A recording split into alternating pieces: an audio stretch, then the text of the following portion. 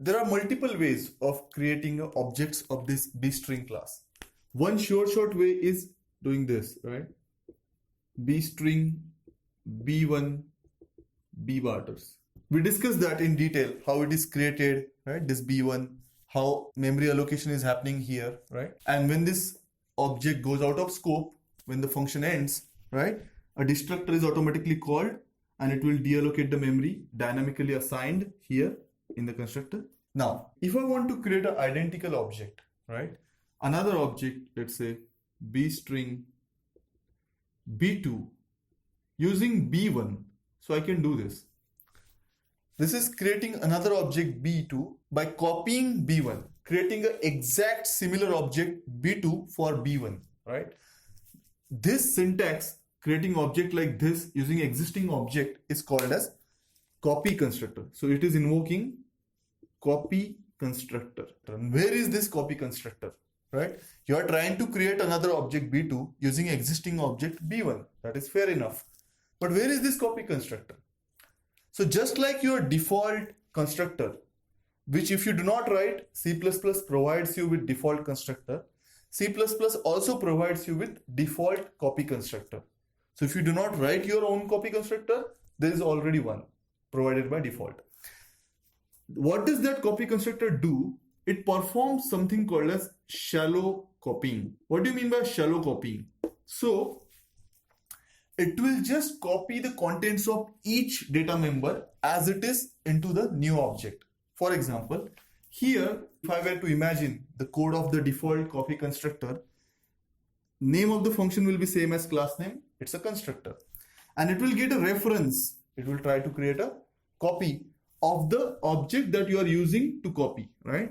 That is B1 in this case. And then we'll write a code such as this arrow m size equal to b dot m size, and this arrow content equal to b dot content.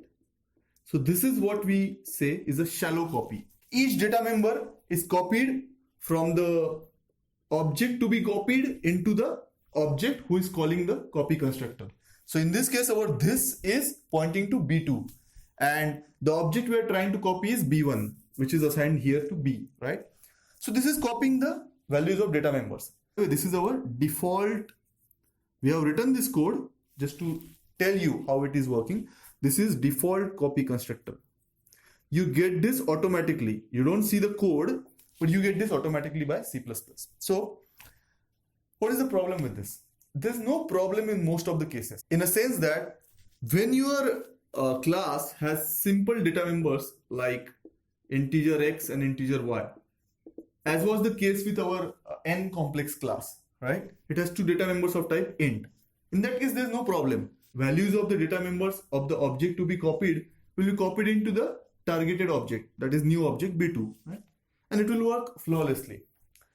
Problem arises when you have a dynamic memory allocation to one of your data members, right? Like in here, in our bstring class, to our content data member, we are allocating memory dynamically in the constructor, right? So this is how B1 is.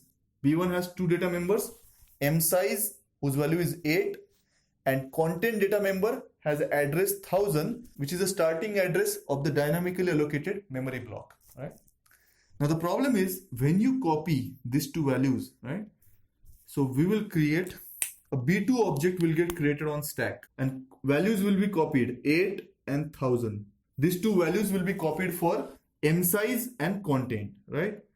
Now see the situation here, because we have done shallow copy, right? This content data member of B2 is also pointing to the starting address of this memory block, which was meant for B1. Are you getting it? Both of them, content of B2 and content of B1, both of them are storing the starting address of this memory block allocated to store string for B1, right? Now the problem with that is, let's say B1 goes out of scope. In that case, when B1 goes out of scope, destructor will be called. Destructor will deallocate the memory. So this memory block will be deallocated, right? This will be deallocated. That means it will be available for allocation for some other purpose. But your B2 is still having that address. Only B1 went out of scope. Assume that only B1 went out of the scope. So B2 is still holding that address, but it is holding to an address in the heap which has already been deallocated. So this becomes your dangling pointer. So B2's content data member becomes a dangling pointer. And you might get unexpected results. So what is dangling pointer? We have talked about dangling pointers and memory leakage, null pointer assignment error, and wild pointers at length in our video about problems with pointer while we were discussing C language. So it's the same thing. It is a pointer which is pointing to a dynamically allocated area of memory which has been deallocated, right? So that is the problem with shallow copying. When your data members are involved with dynamic memory allocation. So you cannot just do shallow copying. You can't just copy the address of a heap from one object to another object's data member. We need to do more than that, right? So in this case, what we need to do is we can't use some default copy constructor like this. We have to write our own copy constructor. So let us write our own copy constructor. Again, bstring, name of the class, right? Again, we'll take this part remains the same. We'll take a reference of the same class, right? This is our object to be copied, B1, right? And we'll say this arrow m size equal to b dot m size. Awesome. Then what we'll say is that this arrow content equal to new char will allocate memory dynamically. How much? M size, or this arrow m size plus 1 to store the null character. And once we allocate the new memory, we'll just say string copy this arrow content comma b dot content. Then we'll copy the string contents, the actual string contents, to a newly allocated memory. So what we are going to do, this was the dynamically allocated memory for B1, right? Whose base address 1000 was stored by content data member of B1. Now in our copy constructor, what we did, we allocated memory dynamically again for the new object B2. So there will be another block, right? Let's say starting address is 2000. Now B2's content will store 2000, right?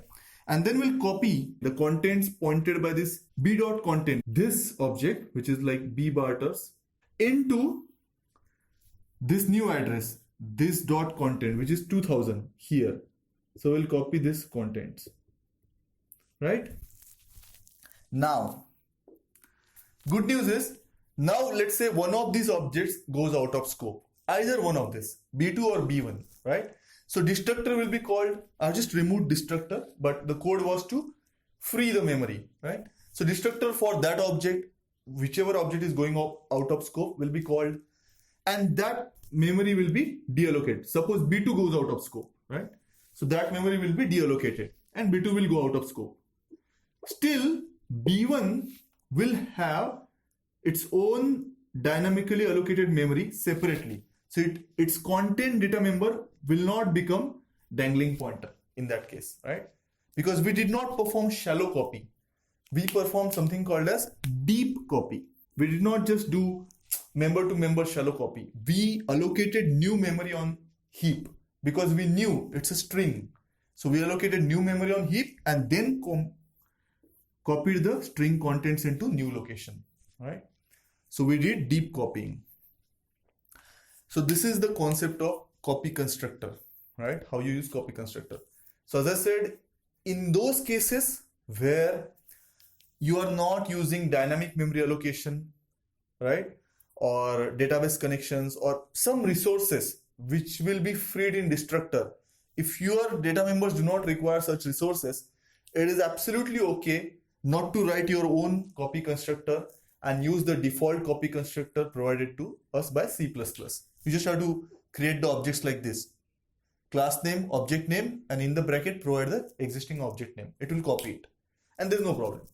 But as we saw, in some of the cases, when your data members of your class require dynamic memory allocation, or they require database connection or file connection, then it is safe to implement your own copy constructor to take care of those matters, right?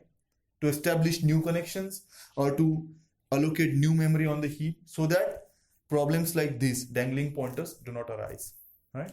In the next video, we will learn about operator overloading.